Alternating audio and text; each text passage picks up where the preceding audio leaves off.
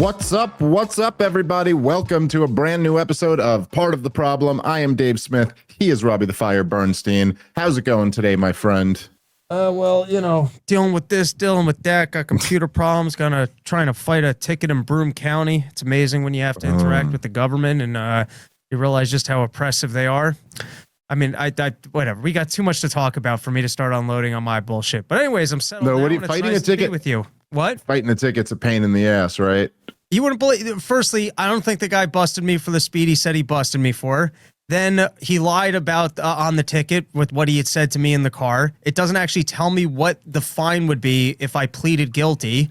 And then they gave me a court date, which is when you and I are in Tacoma. So I reached out to say, can I have a different date? And they keep just sending me different forms to fill out to say I'm guilty. And I keep saying, well, I'd like to fight this guy, get a new date. And then after going, it's like phone sales. I went 9 times with them and they're like, finally, well, you have to reach this. You keep going through the whole dance with them to let you know that there's another. Well, why didn't we start with that? Yeah. No, that is frustrating. Yeah.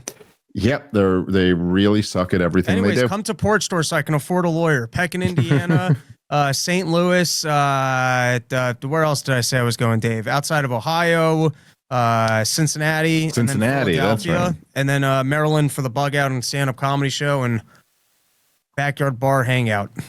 Hell yeah, dude. Hell yeah. I'm getting excited to head out to Austin here in a couple days and go do a weekend at the mothership. And then, we, like you said, Tacoma, Spokane, Vegas, bunch of dates coming up. ComicDaveSmith.com. Okay. So there's a few. I got to say, there's 2. I'm almost debating on which one to open with. All right, let's go with this story, which I just, again, both of these first 2 stories are particularly disturbing. But we haven't talked about it yet. And there is just a lot of, it's just so fascinating about it. But I don't know how closely you've been following, Rob. I can't say this guy's, I'm not sure how you say this guy's name, but the case of this Tom Alexandrovich, who is evidently an Israeli government official, worked in their some type of cyber security thing or something like that.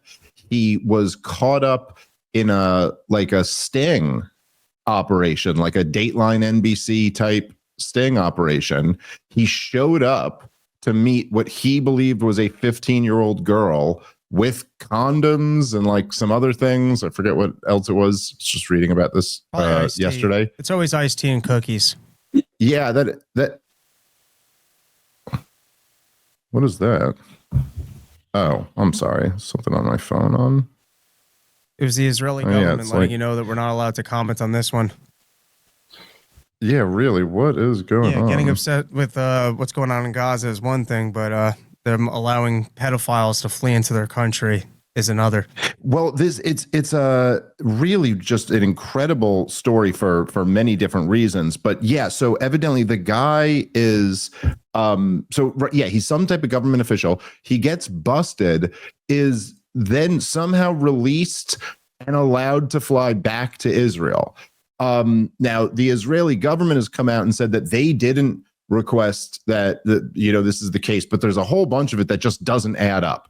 And Sagar and Jetty from Breaking Points just put out some documents that he got that seemed to prove that the guy actually was saying to everybody that he wanted to call home. He was inquiring about his trip to Israel, that he demanded to speak to the Israeli embassy. It sure does look like what it is. It sure does look like Israel was no, he wanted to get out and not show up to court, and the Israeli government allowed this. Now he's got Israel's a court also denying date. He was arrested. They're saying he was just questioned and then came home as scheduled. Yes, which none of this is right. So he's got a court date evidently for in a week and a half. So we will see what happens with this. But I got to say, this has been my theme lately, a thing that I've been repeating a little bit, but it really, my whole thing about Joe Biden the day after the debate, all of a sudden there's a magnifying glass, there's a microscope on every move now. And you just can't, it's like that with the relationship with Israel, the way it is right now. It's just I guess what's so unbelievable to me, I was saying this to Natalie before we started the show, but what's just so unbelievable to me is that you would think at this point, the Israeli government would at least have enough awareness to just be like, all right, well, we got to cut this pedophile loose. Like, sorry, dude, you can't, like, we can't get you out of this if you went to America. But instead, they're like, oh, no, we can, and we will. Yes, that's the position. You're allowed to go rape American girls. Like, what? Anyway, it's just, I don't know. It just seems like one more drop in the bucket of like, it's just in this tide turning of it just being, it's just too undeniable how bizarre the relationship between Israel and the United States of America's governments are. And something like this, well, look, this is a story of, we don't typically, on the show cover like random crimes. And there are, you could turn on the nightly news in any town in America and like there's a crime that happened that day. And we tend to cover like bigger issues and things like war and government policies and things that like really affect much larger numbers of people. But like, the reason this one's so interesting is because it's when you have this dynamic where like our foreign policy is largely tied to this foreign government, the relationship is incredibly shady. There's a mass awakening and a mass turning against Israel. And you have things like, like the Epstein thing in the background where like, okay, we don't have definitive proof. We have circumstantial evidence, but man, is there a lot of circumstantial evidence that this was a big shady conspiracy that seems to have Israel right at the center of it. And then like in that dynamic, when you have a story like this, there is something, and I don't know, I mean, I'm sure like a priest or a rabbi or an imam could give you a good answer on this. I'm sure like someone who specializes in like evolutionary biology or something could have a good answer for this. But there is something about pedophilia that it triggers this disgust response from people, and appropriately so, but in a very visceral way. There's something about like look, even abusing kids triggers a response, but something about sexually abusing kids just really gets people like on a visceral level. Like this is the type of thing that leads to like normally civilized, decent men grabbing pitchforks and taking to the street and like, we're going to get somebody and rip them piece from piece. Like that's the, like, I don't know. I mean, I'm, relatively speaking these days, a pretty civilized person, but like, that's the type of thing that could get me, like that there's just something. And so to have the dynamic, like the story read that here you have a would-be pedophile and is then protected by this foreign government who is completely dependent on us, who we support in every imaginable way. I mean, I don't know, Rob, like, could you script a bigger PR disaster? It's wild.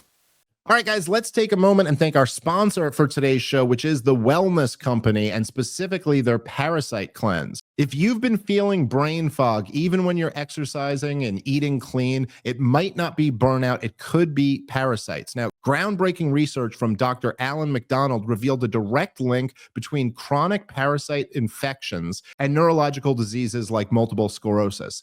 Parasites can cause inflammation, nerve damage, and long-term cognitive decline. More reasons to do a full body cleanse at least once a year. The Wellness Company has a solution for you. It's ivermectin and mebendazole, the gold standard parasite solution now combined in one cleanse combo designed to eliminate harmful invaders and support your immune system naturally. Medical grade, not some trendy herbal gimmick. Fill out their quick intake form and get a 3-month supply shipped straight to your door. Maha is officially here, and the wellness company is making hard-to-get medications digitally accessible so you can live your best life. Head over to twc.health/problem and use the promo code PROBLEM to save $60 off plus free shipping on all orders. Once again, that's twc.health/problem and use the promo code PROBLEM for $60 off plus free shipping.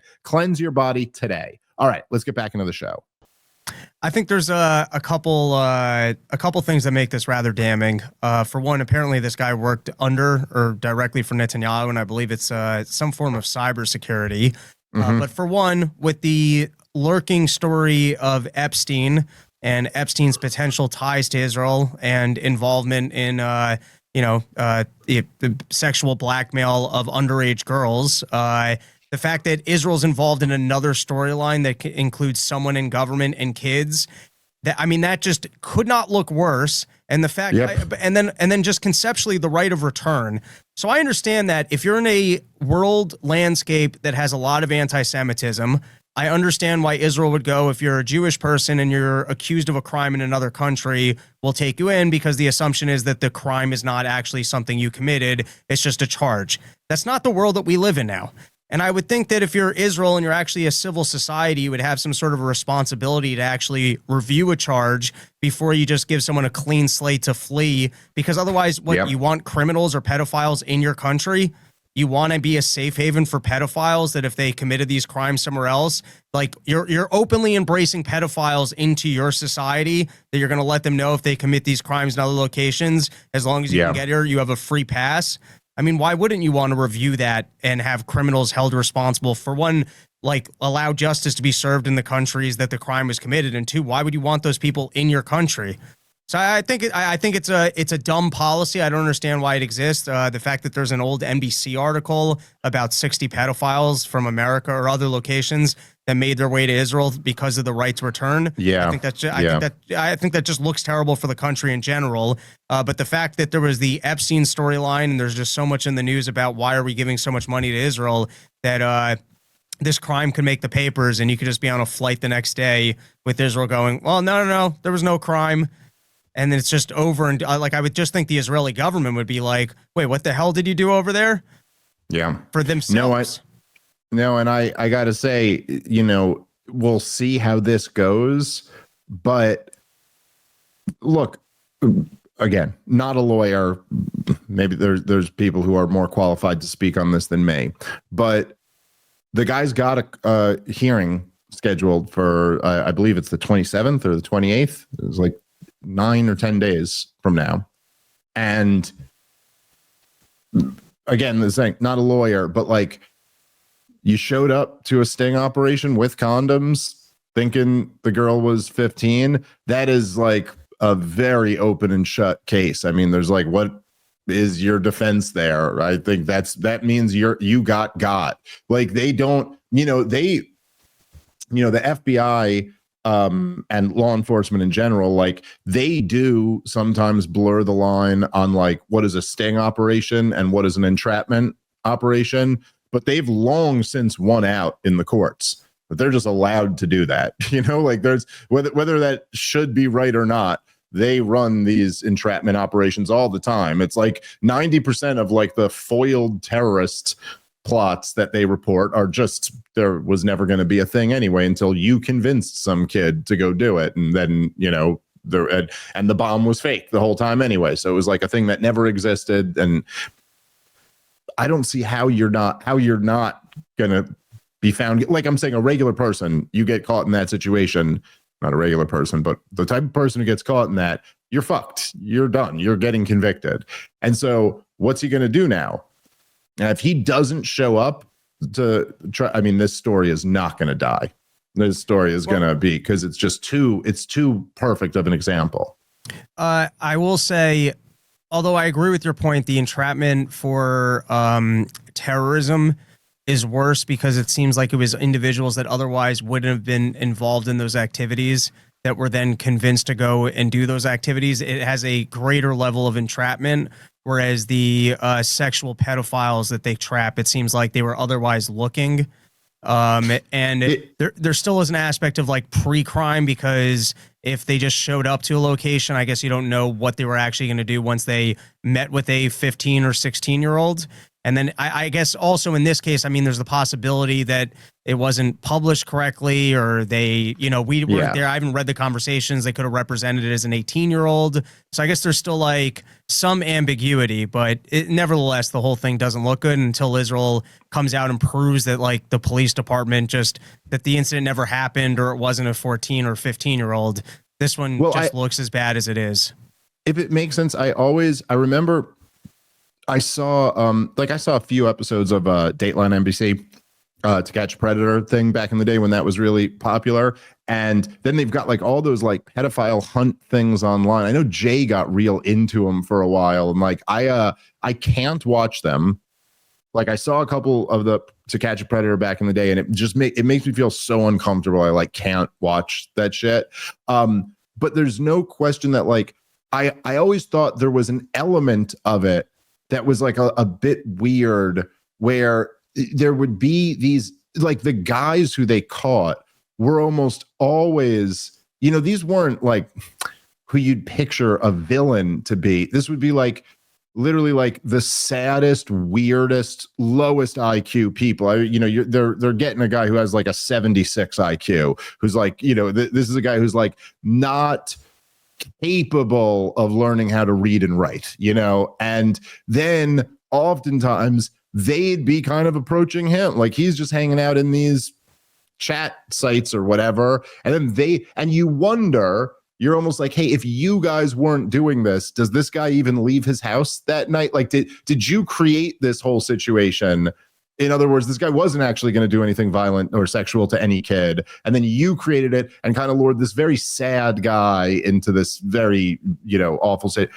The thing is, though, that's always canceled out by the fact that he did get in his car and come over, so no, even when you feel there is just something about it, it's like, dude, that is such a line cross to like actually go to meet what you believe is a child is just so that. The thing with the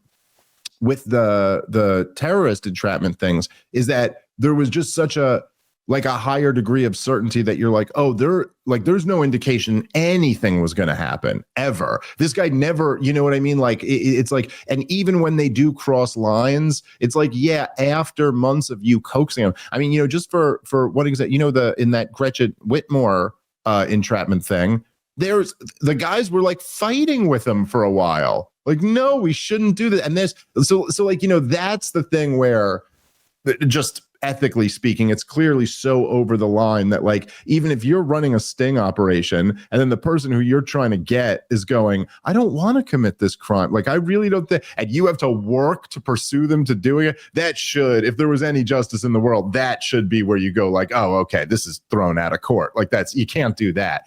Anyway, I think your point was those cases aren't even thrown out of court, so that's why. Yes, this one's so much that's more right. flagrant. Yes, no, that was essentially the point that I was starting at, which is like however we feel about any of it, that shit doesn't get thrown out of court. That stuff is totally. There's people in jail for this shit for decades long sentences. So anyway, yeah, it's just it's again, it's like just one more. It's one more example where I guess what's truly still stunning and shocking to me is that, so like I just sent, by the way, we could watch the trailer for it if you want to, but I just sent, so Netanyahu just sat down with the trigonometry guys, with Konstantin Kassin and his co-host there, whose name eludes me. I apologize. I'm sure but it's like, so sharp questions. Well, it's at least from the trailer, it did seem like they were at least asking. So, I think they're doing the thing that I always accuse the corporate press of doing. Like they're doing kind of, they have to at least pretend like they asked him some tough questions. But I'm quite confident that they won't ask the right ones, and there won't be the right follow-ups, and they won't call him out on his bullshit. But whatever. But the point is just that this is what's shocking and really still to me to this day is that So clearly, look, Netanyahu's rolling up his sleeves and he's going on the podcasts, right? He knows what's up. He knows that, like, we need to try to get back into this narrative war because we are losing the messaging battle very badly. So he's trying to, to present, whatever. He's trying to pull people back into supporting him. And it's like, what's shocking to me is that Israel, it's like when we do those like exercises where we're advisors to the bad guys, like if you were an advisor, you'd be like, okay, well, here's what has to happen. Netanyahu, you got to get on camera and go, we will get to the bottom of this. We are going to look into this. We will coordinate with American law enforcement. If this guy did try to go rape a child, he will be held to justice. I can promise you that. Just say it, even if you don't mean it. You're not going to do it. Like, what are you doing? Like, you're trying to win this messaging battle back. Like, what is the message that you're sending out here? It's actually like, oh no, I'm sorry. Did I not mention that, by the way? Yes, we're allowed to rape your children. Yeah. When we come over there, we're allowed to rape. Listen, say whatever you want. This guy was, as you said, Rob, and I forget the exact title, but he was like a department head at cybersecurity division, like he's not like nobody. He's a government official. You got to have something to say about that. Your government official just got busted for trying to have sex with a 15-year-old. Like, dear Lord, how do you not just come out and then just kill the momentum of this story being weaponized against you? It's shocking to me that they don't even seem to feel the urgency to do that. Yeah, it's the same. And by the way, just in case my comments earlier weren't crystal clear, pedophiles should all be in jail and prosecuted. They're just bad. In case. We're against that. Just in case any of my nuance got lost, I'm 100% against pedophilia. Yeah, it is remarkable that Israel is playing the same card of, oh, we're Israel, we're above the law. So it's like the Jedi mind trick of like, no, wasn't arrested, was just questioned. We didn't intervene, and he returned home as scheduled, which is a very legal way of saying, oh, just that was his schedule, was to take a flight 4 days later or whatever it was. So he just took his scheduled flight. Nothing to see here. Yeah. Let's move on. It's like, no, we all just saw the news story that a guy was arrested for potentially being a pedophile, and now he just gets to go back to Israel, and you guys are pretending like it didn't happen. Yeah. Not going to work. Yeah, it's a yes, 100% agree. I did want to also mention this because I just kind of, I don't know, I feel weirdly like obligated to just say a little something about this because I just this truly to me was one of the most disgusting things I've ever seen. And I sent you, Rob, the Breaking Points video about it because it's just not that there's even that much on the topic to say, but I was just so appalled by it. And I live in this world of really awful, things happening, but this one really got me. So evidently Laura Loomer, who, by the way, I mean, What can you say about this one? What can you say about what it says about Donald Trump that he keeps a chick like that like around the administration? Laura Loomer, for people who don't know, I debated her. What was it? On Zero Hedge. That was the first debate they did. Yeah, that's right. That was the first one. Yeah, that's right. That was before. That was before I did the Dennis Prager one. Yeah, it was around 2 years ago, a little less than 2 years ago. And I don't know, dude, it was like, you saw it, Rob. It was like I was debating with a screen door blowing in the wind. Like there was just literally just nothing there. Like it was surprising to me that she took a debate. She took a debate on a topic that she doesn't know anything about. And it was ridiculous. But anyway, so she does actually have some degree of influence with the administration. And I guess she decided to make a big stink out of these, the children who were getting medical treatment, the Gazan children who were getting medical treatment here in America, and actually got their visas paused or whatever. There's essentially, these are now, one of the things that I found so disgusting about this is that then she starts, like, she takes to Twitter to launch this effort to not let, I'm not being hyperbolic here, to not let children who have had their arms and legs blown off get flown into America to like a special facility for some procedure that they need for like 60 days and then go back.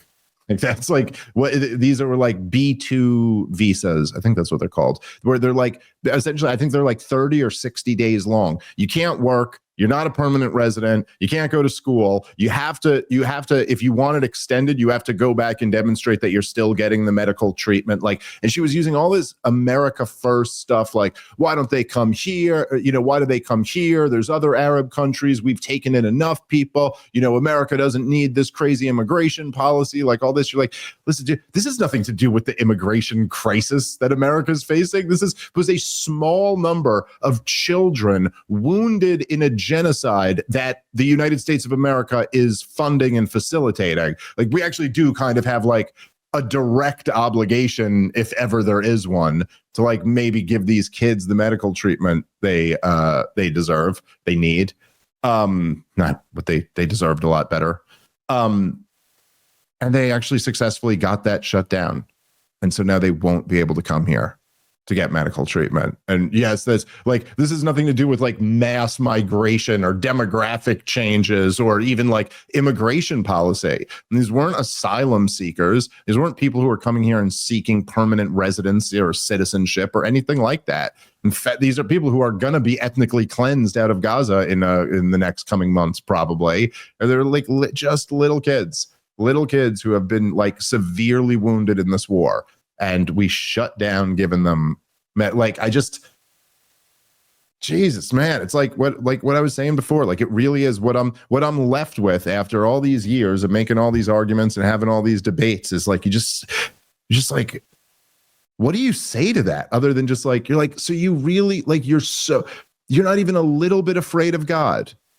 You're not like, there's not even like a little part of you. There's not 5% of you that goes, maybe there's more to life, or there's some type of thing where like Dave, you froze up pretty bad there. I think you're gonna have to take that again.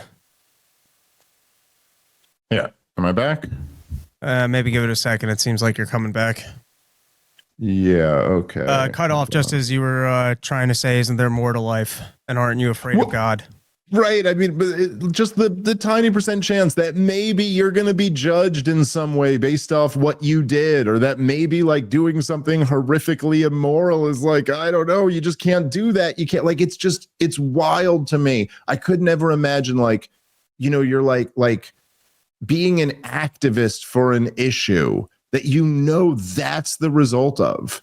Like, it's just, like really, I don't know, dark, evil stuff. I don't know. What else can you say about it, Rob?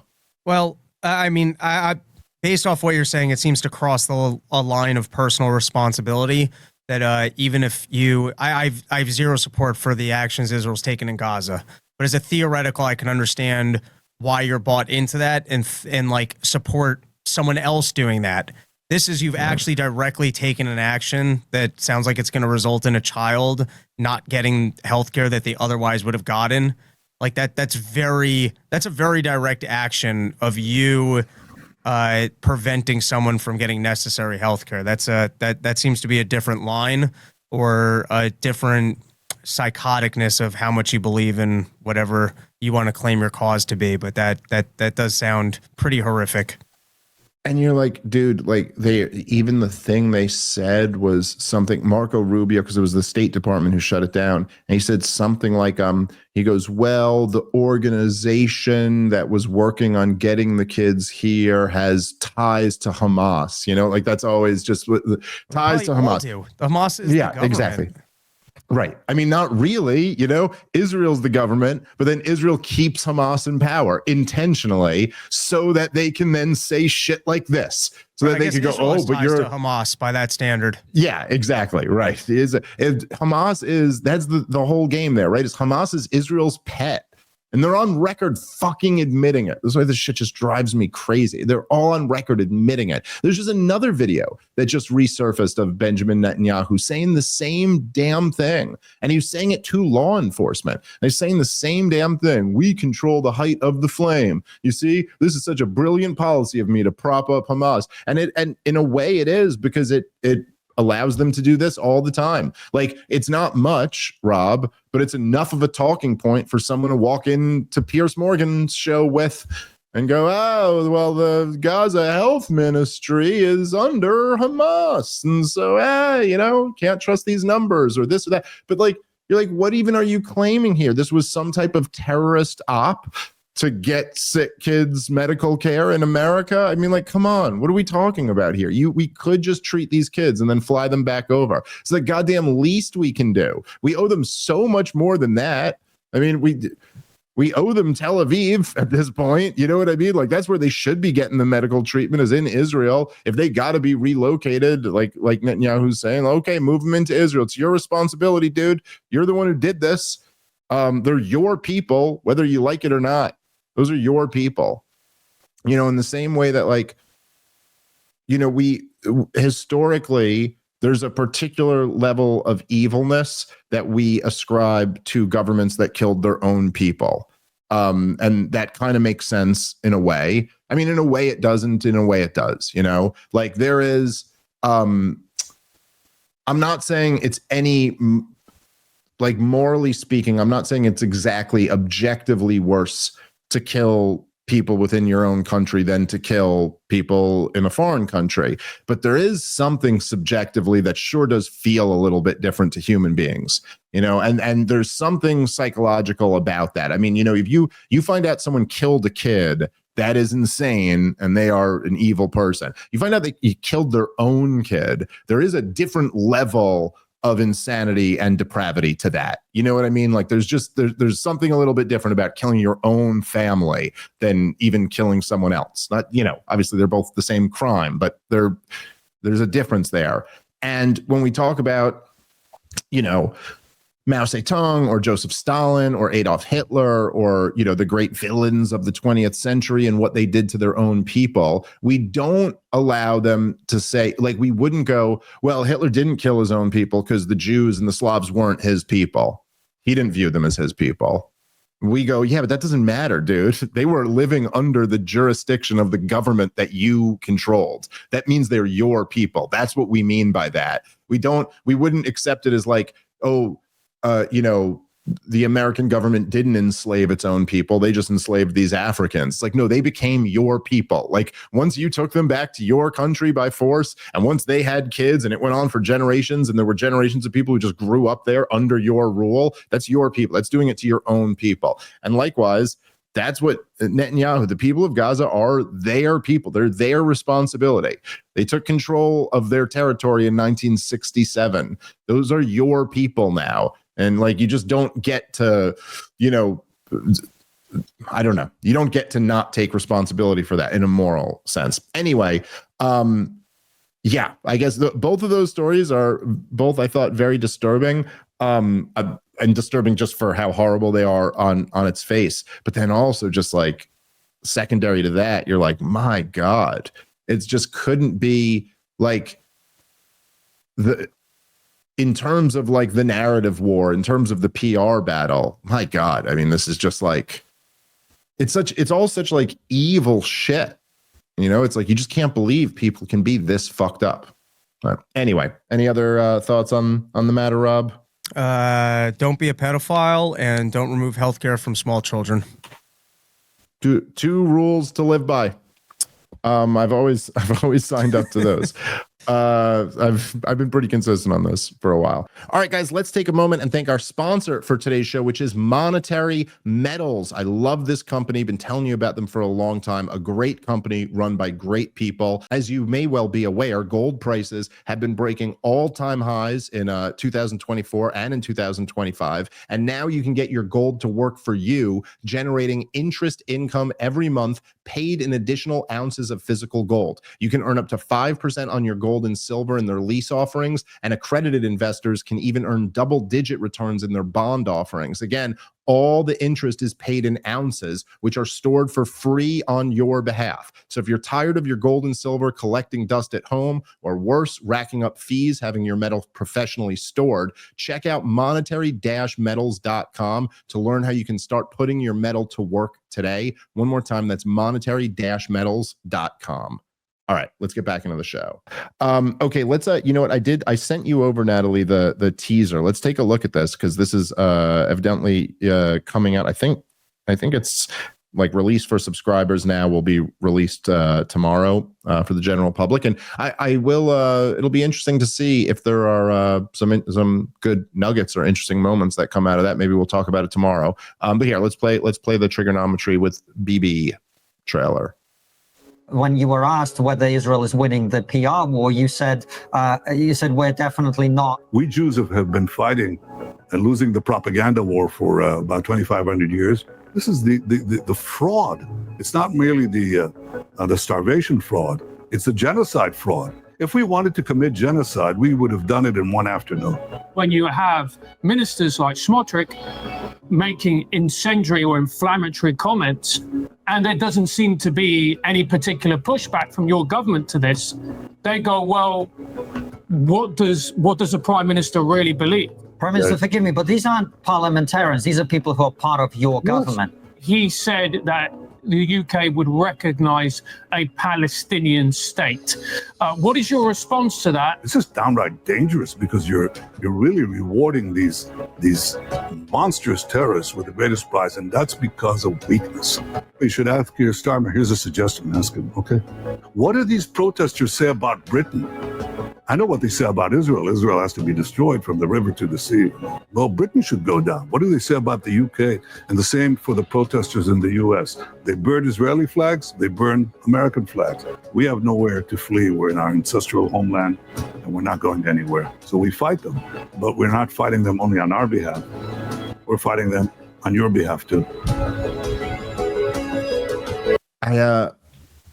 Look, man, I will just say, I saw Konstantin, he tweeted this trailer out, and he said something, hold on, he said, "Let the meltdowns begin," as he tweeted, which is a little bit of like clickbait and stuff like that. But I don't know, a few things of that. Number one, I will just say, I think this is great. I said it last time with the Nelk boys. I just think it's great. Like, yep, have him on. And look, this is the trailer I saw that I was commenting on before you had seen it, Rob. Like, they're at least asking him about Smotrich. They're at least asking him about a Palestinian state. I mean, there's some real questions there. Now, I don't expect that they're really going to do a great job of like grilling him and exposing him, but I'm open to the fact that I could be pleasantly surprised.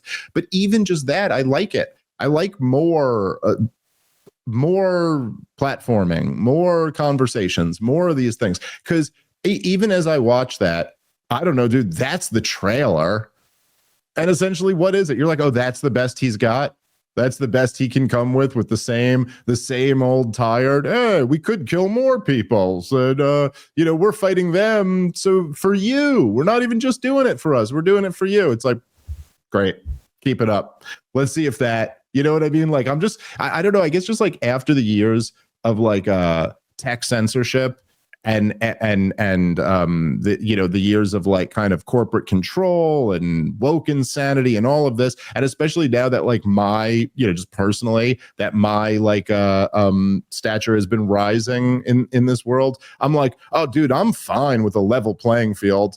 Like, let us all have a shot. Okay, you go say that shit, Netanyahu. I'm going to go get on a big platform and rip that shit to shreds. You know what I mean? Like, we'll see who wins on that front. So I think it's great that they had him on. I'm excited to watch it. Yeah, I mean, at least this is more pushback than what we saw from the Nelk boys right off the bat. So I too am excited to see how that goes down and see if they actually had any critical follow-up questions at any point of the interview. Yeah, well, at least like they know, like these guys aren't dummies, obviously I disagree with Konstantin on several very important things, and I think he's very wrong about a lot of issues, but he's not a dummy. They're not like I don't think the Nelk boys know who Smotrich is or know that a Palestinian state has anything to do with what everyone's fighting about. You know what I mean? Like they simply wouldn't even know to ask those questions. Whereas like at least these guys are going to be like, well, we couldn't have him here and not ask that. We'd look pretty silly. So anyway, it's I just think it's good that it's happening. I do think it's a funny bit of like there was something about Konstantin tweeting "Let the meltdowns begin" that I found amusing too. There's just there's this weird thing. I feel like it was like people. So there was around the time that snowflake became a big term. You remember when people started using that as like, oh, you're a snowflake, and it really, at least from my memory of it, it started as a response to use the word gay. Yeah, well, that's right. We were out there in the cold for a lot of years, just wanting to say retarded, and you couldn't say it, And then finally, we came. There's a very Jewish message in there. 40 years of wandering, and then we came back home to be able to say retard again.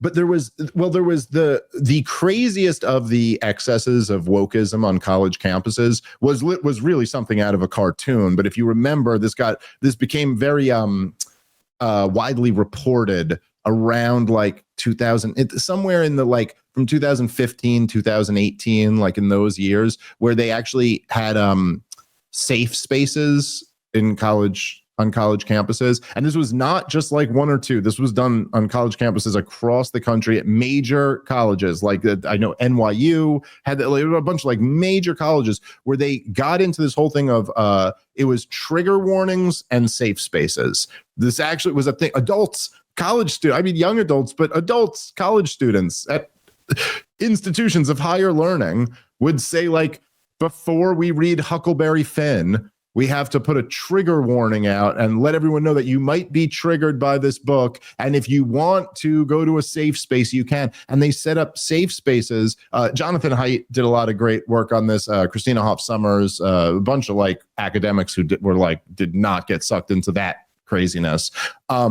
They would set up rooms with like coloring books and balloons and stuff. And like 20-year-old people at institutions of higher learning would go there if they felt triggered by like reading about. By the way, it was always weird, the things they felt triggered. It was always perfectly progressive and woke. Like it would be like they'd be like, oh yeah, Huckleberry Finn, they use the N-word.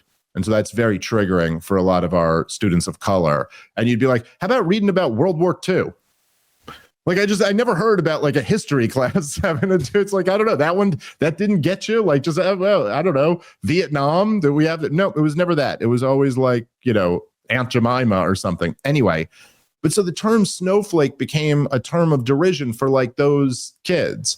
They'd be like, yeah, go to your safe space, snowflake. Like here we're having a real debate. But then, of course, the left started trying to use it back, but it would just never quite hit the same way. And I don't know, I feel like a similar thing with this, like, oh, let the meltdowns begin. Like as if like the people who are objecting to this, it's like, oh, or what, are you triggered? And you're like, well, I mean, you're interviewing a guy who's conducting a genocide. Like it's not just like a meltdown. It's not like people are just like, you said a no word, I'm upset. Like, I don't know. There's a reason to be upset here. Like, it's not that crazy. It's not, look, I mean, okay, if you object, which I'm Konstantin would, if he was here, you object to my use of the word genocide. Like, okay. But like Ehud Barak and Omar, two former prime ministers of Israel, have both come out and said that Netanyahu is committing war crimes in Gaza. I think there's hundreds of thousands of Israelis are protesting in the streets over the last few days over this shit. So look, what is the debate really? The debate is between war crimes and genocide. Like that's the scale of it. So like, it just, I don't know, to me, it just rings very hollow to be like, oh, have your meltdown now. Everyone always, it's like a weird Twitter tactic. Everyone always likes to frame the other side as having a meltdown, but like, personally, I'm celebrating the fact that you had Netanyahu on. But like, if people are upset by it, I just don't think it's like, it's like when they would call like white women Karen, when that became a thing. And like, there'd be like some videos of it where it'd be like a Karen was like, during COVID, they'd be like, hey, you don't have your mask on. I'm going to report you if you don't have your mask on. And you're like, fuck that. But then like, there'd be other ones where there's just like, it's like, three thugs are like beating up an old lady, and one chick's like, call the cops, and they're like, look at this Karen, and you're like, wait, no, that actually like that would made sense. That was a really good time to be a Karen. Like, yeah, this is it's like when something's a big deal, it's just hard for you to go like, oh, you're having a meltdown. And then on the other side, it's like, okay, what did all you guys do when Daryl Cooper went on Tucker Carlson? Does that not count as a meltdown? Or is it only when you get pushed back, it's a meltdown? By the way, Daryl Cooper, a guy who has no political power and is responsible for 0 murders. Well, he was in the military recently. I don't know what he's got in his track record, but he's not, you know what I'm saying? Like, this is just a guy with a history podcast giving his thoughts on something. You guys all had an epic meltdown for fucking years over it. It's like, I don't know. People are upset because you're sitting down and having a conversation with the dude who's starving babies to death. If anything's worth getting upset about, that's probably one of them. So anyway.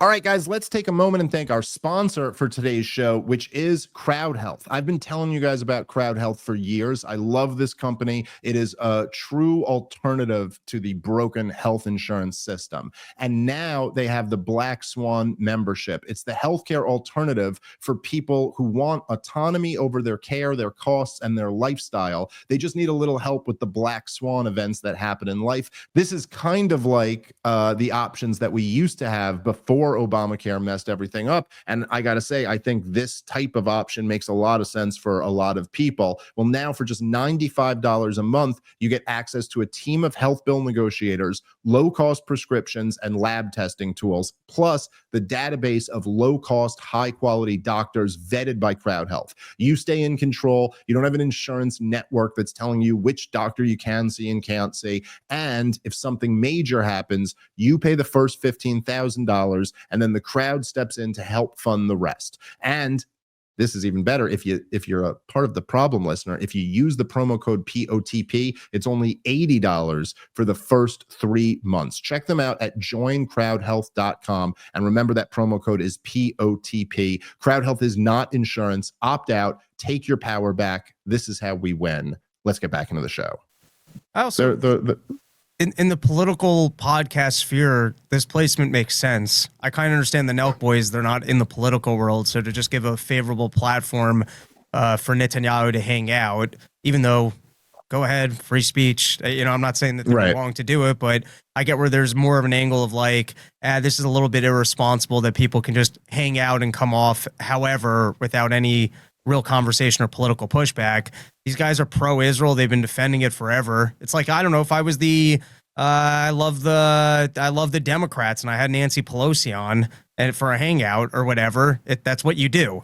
So like this actually, I'm just saying from like a news programming standpoint, it makes sense that they would be having Netanyahu on. It's not the offensive side, not that I'm offended by it, but it's not like, I don't know, if Legion of Skanks had whatever politician on just to hang out and shoot the shit. Yes. No, you're right. It's a different animal. It's a different kind of proposition for sure. All right, we should spend the rest of the show talking a little bit about Ukraine. There's you sent the Trump called into Fox News the other day. We'll take a look at that in a second. But the latest on it, at least to me, seems to not be very good. And it seems to be that Zelensky and the Europeans have found their way, as always happens with Donald Trump. It's like he doesn't even see the poison pills coming, or he's happy to go along with them. But they really now have snuck in this security assurances as being a big part of the negotiations. And I gotta say, I sent you before just the simple headline. Which here, let me pull it up so I get it exactly. But it was Axios just in: Trump agrees with European leaders to collaborate on Article 5 like security guarantees for Ukraine, but provided no details. So that's according to Axios. And it reads to me like that is designed to keep the war going, not to bring it to a close. Like, it just seems very obvious to me to even to frame it as Article 5 like security guarantees. So what are you saying there? You know, look, this is what the whole war was about, right? Because, you know, essentially, we never did bring Ukraine into NATO, right? We just kept pushing and kept pushing. And so in 2008 at the Bucharest summit, they announced that that Ukraine will be joining NATO, but they didn't lay out a whole, what do they call it? A map, a member, I forget what it stands for, but it's like they didn't actually begin the process of bringing them into NATO. They stopped short of that. It was actually the Germans who persuaded George W. Bush to not go all the way with it. And they have leverage there because like you need unanimous consent for new members of NATO. Everyone in NATO has to agree to a new member coming on board. So anyone can stop it, stated differently. But so they didn't bring Ukraine into NATO, but they announced that they were going to. And then they kept asserting that year after year after year. They kept asserting that it's going to happen. It's just a matter of time. And this was like Putin was the whole time was like, no, you do that, I'll go to war with the place. So this was always the game. And then they just moved more and more to it, where they started really doing like joint military exercises with NATO forces and the Ukrainian military. This is after we backed the coup that overthrew Yanukovych. And so like at a certain point, Vladimir Putin was like, well, you're just doing it, dude. You're doing it without doing it. You're making them a de facto member of NATO. And now you're literally saying, well, we're going to give them Article 5 protection. It's like, okay, but that's just once again saying we're going to essentially make them a de facto member of NATO. And if you are saying that to Vladimir Putin, who's been saying consistently the entire time that this is what the whole war is about, that it's the strongest possible incentive you could give him to not stop the war and to continue taking more and more territory. Because look, even if Vladimir Putin, the whole issue has always been about a buffer zone to military hardware. That's the issue with NATO membership. The issue with NATO membership isn't that, well, I can't, I can't invade that country now. Like that's not Vladimir Putin's issue. You know, invading countries costs a lot of money. Russia's already the biggest landmass in the world. They're not like, oh my God, we can't incorporate Estonia into Russia. That's not their issue. The issue is that, and Vladimir Putin's been very clear about this, is that, you know, this is where the not 1 inch to the east promise comes from, right? Like, why are you saying not 1 inch to the east? Because every inch to the east that you bring your military hardware cuts down on the amount of minutes before your fucking nukes land in Moscow. You know, like in these events in this whole nuclear mutually assured destruction world, it changes everything. If it takes 20 minutes to destroy all of Russia versus if it takes 4 minutes to destroy all of Russia. This is like the window of time that they get to decide whether they were going to launch nukes back or whatever. This has always been their issue, or a major part of it. And so if you're saying, hey, Vladimir Putin, whatever you can't take here in Ukraine, the rest of it is going to be NATO. The rest of it is going to be the West. Well, what's the incentive then, Rob? To take as much of it as you possibly can. If that's what again, keep in mind, there isn't a ceasefire in place here. There's a hot war still going on right now. So if you're telegraphing in the middle of this war, like Vladimir Putin, whatever you do not claim here, like what you claim is going to be part of Russia, the rest of it is going to be part of America's military alliance, then you're just incentivizing him to take as much of it as he can, keep the war going. So that seems to me to be what this is that it's still an effort on the part of Zelensky and the Europeans to keep the war going. And it's Donald Trump, as always, stumbling right into their trap. But I don't know. Go. You could give your thoughts, Rob, or your thoughts about the Fox News call. We can play that after you're done. All right. My intuition and its problem, it's just the problem with reporting on Trump is that it's always a bit of a guessing game because they don't really outline their plans or give you the specific details. And it's actually what's made this job more difficult over the last 6 months than I think any time I've done this, or my 9 years of being on the show, is that it is just a bit of a guessing game. And you never know if, anyways. So just my basic intuition is it does seem like this has a lot of forward momentum of them actually looking for a peace plan. It doesn't look like they're just flirting with it. It actually looks like they're pushing forward. Now, the biggest detail that hasn't been resolved in any capacity is, I guess, what does a security guarantee actually look like? In my estimation, from what I'm reading, I'm going to assume that maybe it's some sort of a United Nations or NATO kind of defensive peace force. And so I think what you might see is some sort of with maybe even Russia being involved in the security guarantee, because it's a UN involvement. But what I'm wondering is if maybe if Putin's able to keep the territories, maybe there's some sort of an understanding of defensive only peace agreement and not like an actual expansionary agreement. But to your point, it seems like very loose terms of that we're back to our initial place of if there's going to be a NATO guarantee for defense for Ukraine, wasn't that the red line from the beginning? And so if a security guarantee is still being flirted with, isn't that still just Americans having to pay for this? And isn't that just still back to square one of what started the war?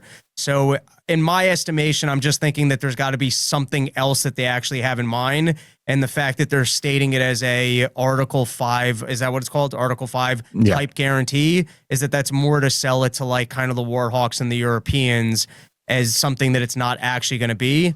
Because otherwise, it's just, I don't understand what this whole show of forward momentum is if you've got something that Putin won't possibly agree to. Well, I mean, I think what happens here, right? Like, I think this is my read on it.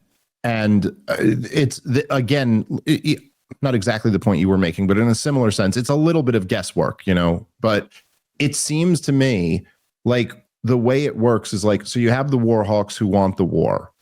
They're constantly putting pressure on Donald Trump, and they're constantly filtering the information that he gets.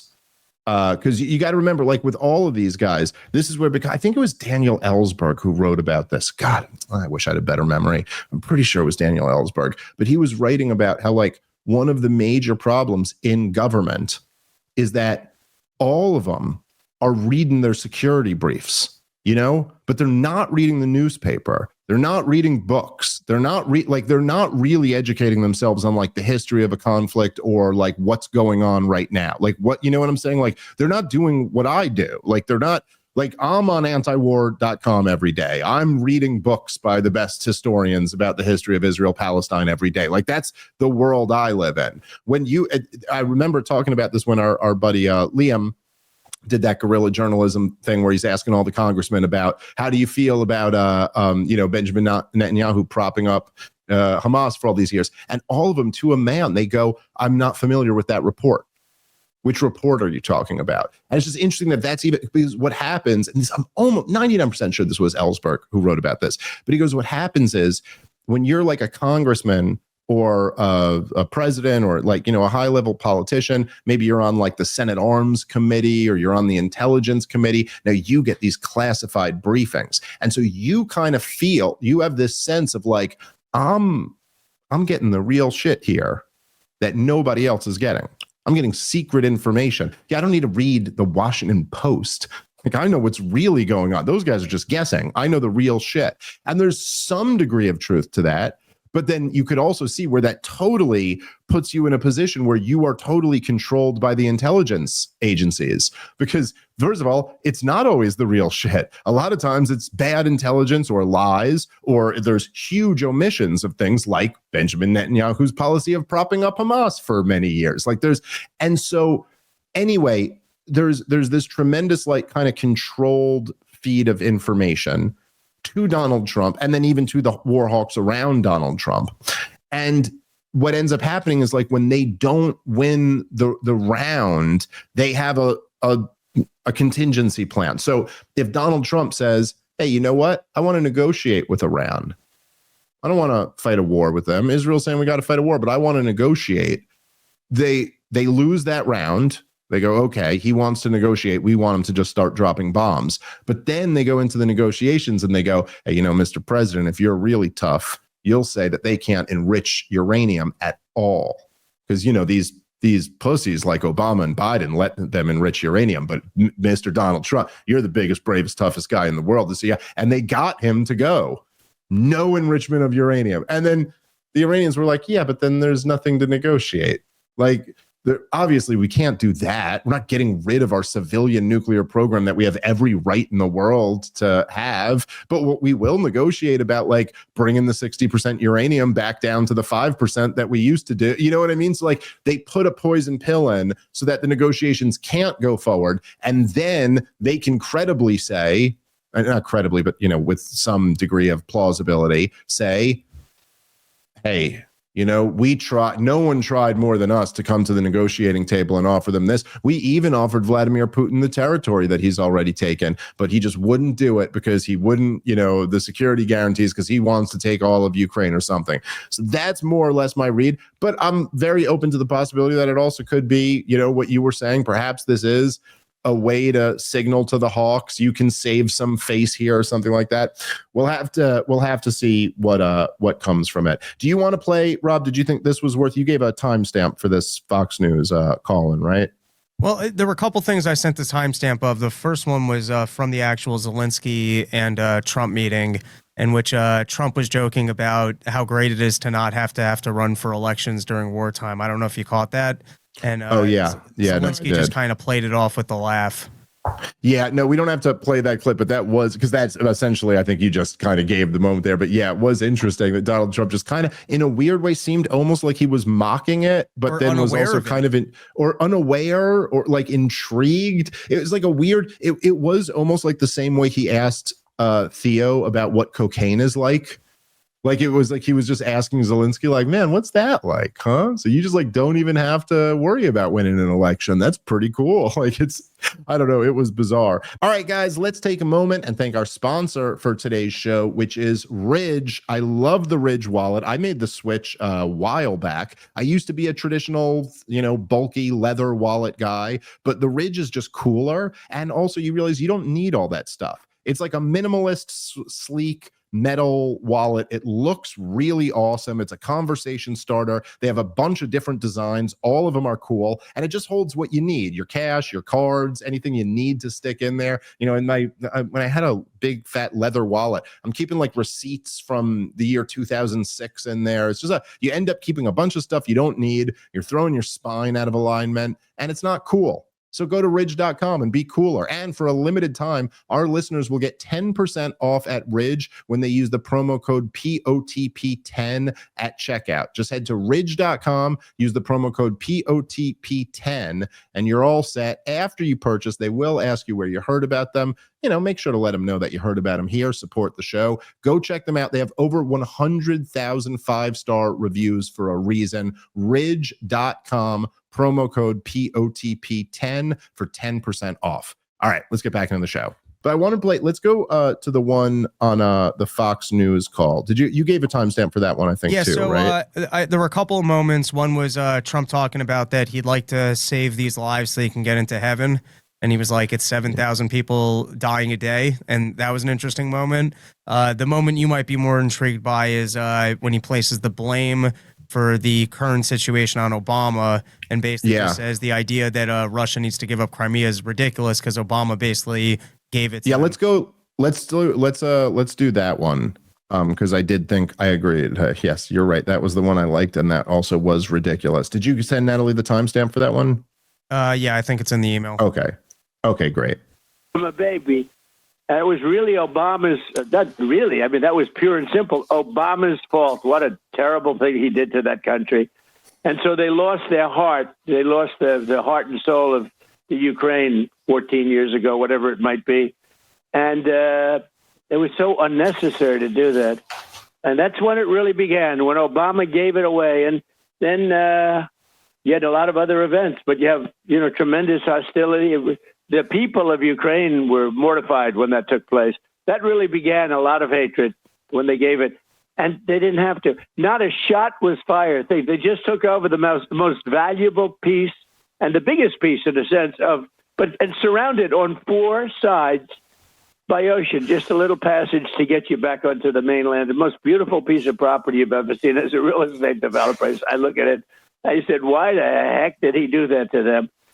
And so there's great hostility, and maybe rightfully so. But one thing was NATO. They went in. They said, "We want you. We want to get Crimea back." This was at the beginning, Now, Putin, in all fairness to him, he made a good deal. He got it from Obama. But they said, we want it back. And that was not exactly well received because it was like 12 years before. That's where Russia has its submarine base. And, that's been there long before Putin. They've been there for a long time, but long before Putin. And the other thing they said is, we want to be a member of NATO. Well, both of those things are impossible because, again, long before Putin, it was a no-no by Russia or the Soviet Union or anything you want to call it.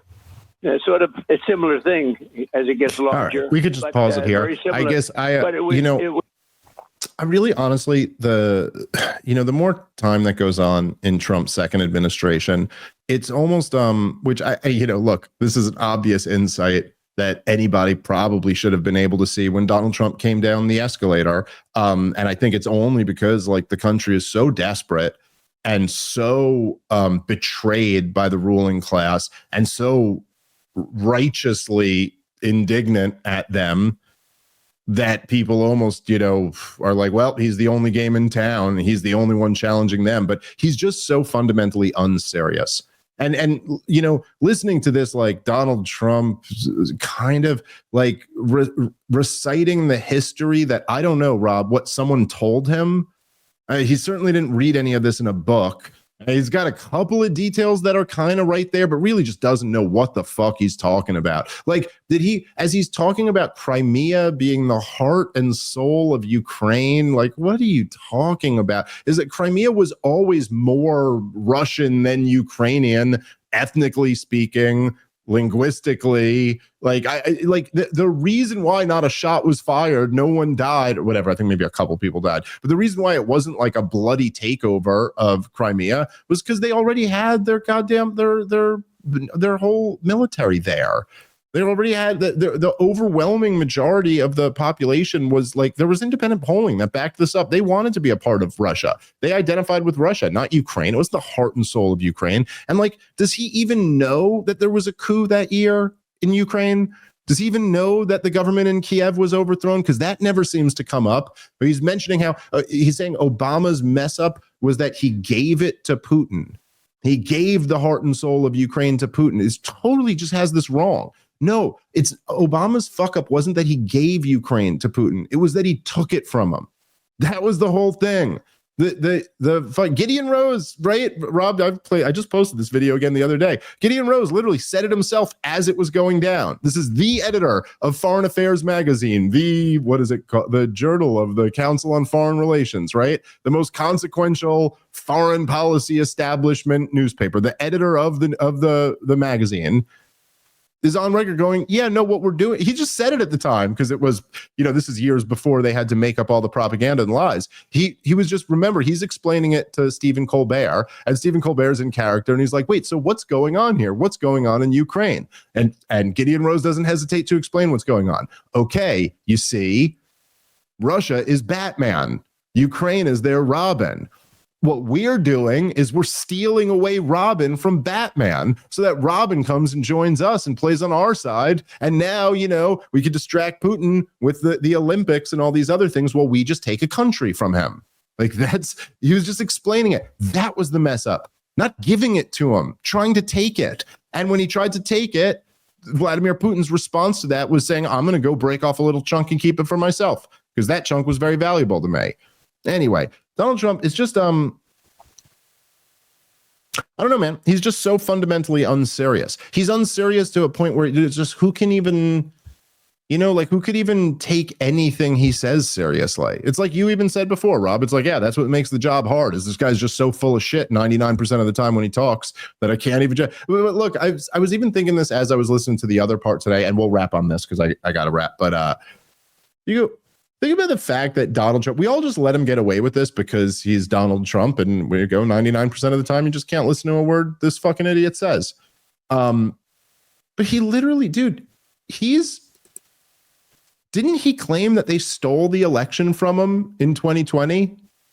Am I remembering that correctly? They stole the election from Donald Trump. I was thinking about this because he was going off on the whole thing about how this war never should have happened, and it's only because Biden was president. And even if we had just had a normal president, it wouldn't have happened. We didn't even need a great president. We just needed it not to be Joe Biden, the worst president we've ever had. And that's why the war started. Now, again, it's bad history. It's stupid. It totally demonstrates no real understanding of the conflict. But you're like, oh, yeah. And why was Joe Biden president? Because according to Donald Trump, they stole the election, right? So in other words, I'm not putting too much together here. What Donald Trump is arguing is that they stole the election and that got hundreds of thousands of people killed. So, hey, Donald Trump, are we looking into that? Is anyone going to be prosecuted for that? Or who's the they who stole the election? You ever going to no, because that's how unserious he is as the president of the United States of America. He'll just sit here and claim that he's making, the same claim that the liberals were making about Russiagate, that the democracy was overthrown in America. But no one even expects him to make a move on that because we just know he's fundamentally unserious. He doesn't mean the things he says, doesn't have convictions. I don't know. I just find it all pathetic. All right. Got to wrap up the show on that. Come see Rob on the road, porchtour.com. Come see us together on the road, comicdavesmith.com for all those ticket links. Catch you guys next time. Peace.